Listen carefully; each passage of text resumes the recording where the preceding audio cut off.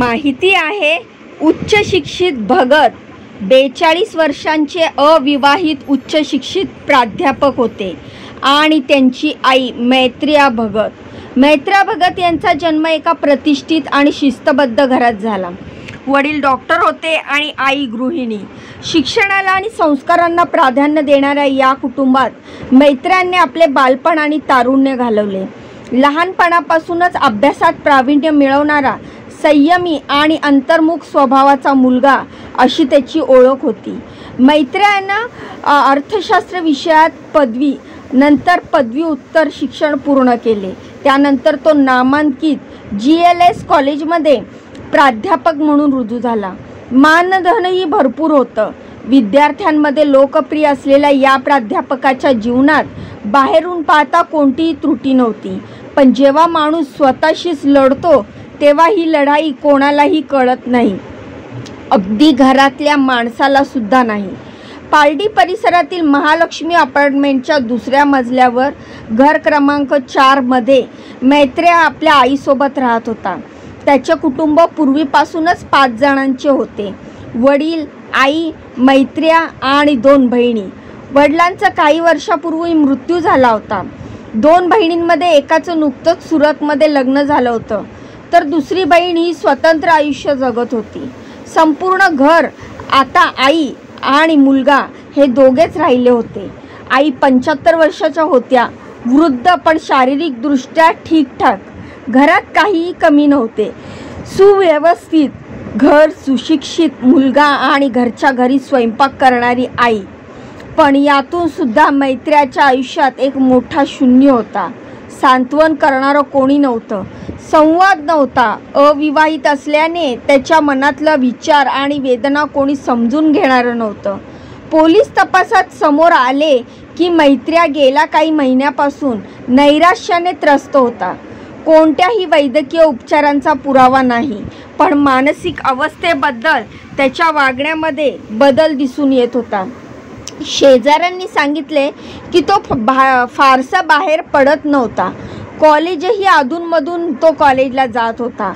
अधिकाधिक वेळ तो घरी घालवत होता, तरीही तो कोणाशी बोलायचा नाही। शेजाऱ्यांचं असं म्हणणं होतं की आई आणि मुलामध्ये कधीही भांडण झालेलं त्यांना दिसलं नाही।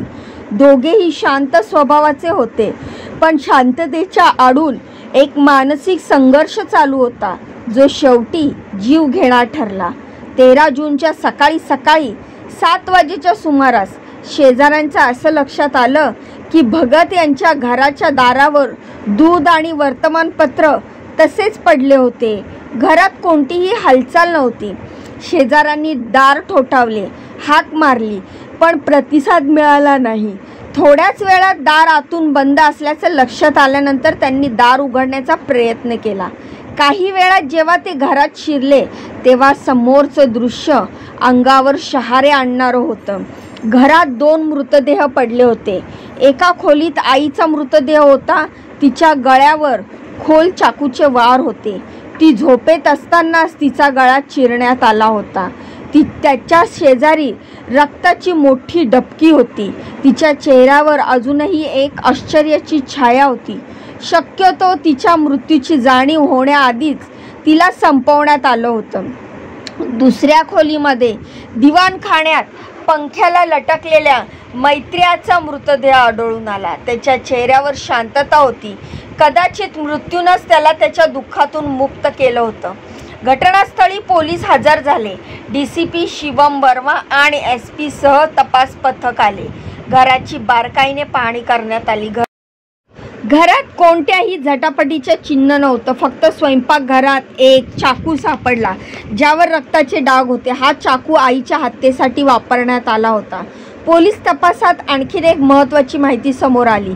रात्री 8 वाजता मैत्र्याने आपल्या मामाशी शेवटचा फोन कॉल केला होता।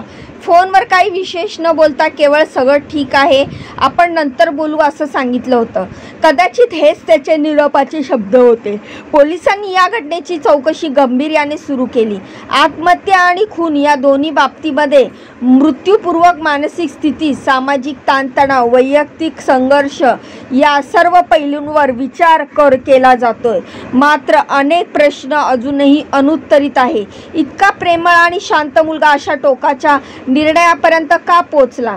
आईने कधीच त्याला विरोध केला नव्हता, मग तिचा जीव का घेतला?